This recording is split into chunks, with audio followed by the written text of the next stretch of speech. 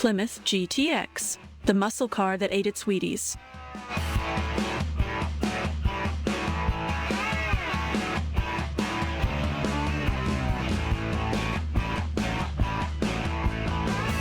It's 1967, the summer of love. The Beatles are prancing about in their technicolor dreamcoats, and Americans? Well, they're stuffing colossal V8 engines into anything with 4 wheels and a windscreen. Enter the Plymouth GTX, a car so brutish it makes a sledgehammer look like a butterknife. Looking at the GTX is like staring at a bouncer outside a seedy bar. It's intimidating, hulking, menacing even, with a face only a mother could love.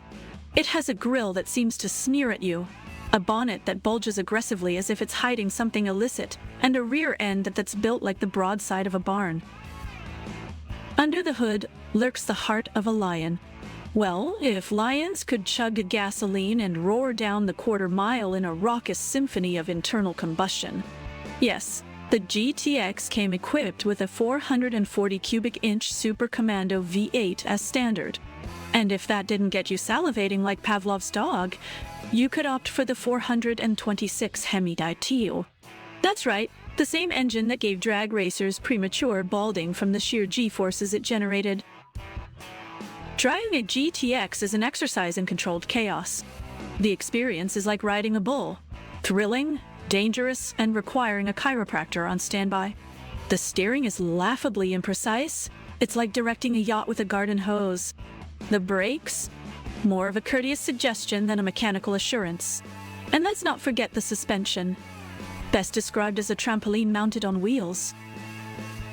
But who cares about stopping or turning when you've got this kind of go?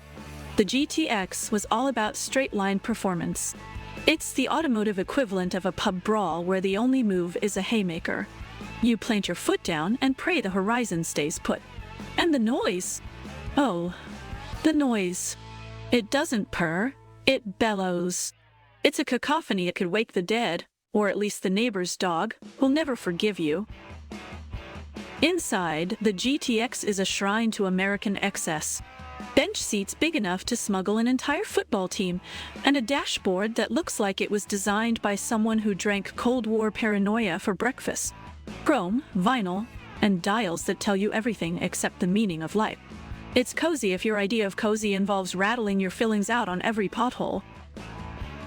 Yet, despite deliberately trying to asphyxiate every gas station in America, the GTX is magnificent. It's unapologetic, brash, and crude. It doesn't try to be sophisticated because sophistication is for those sipping lattes in tiny French hatchbacks.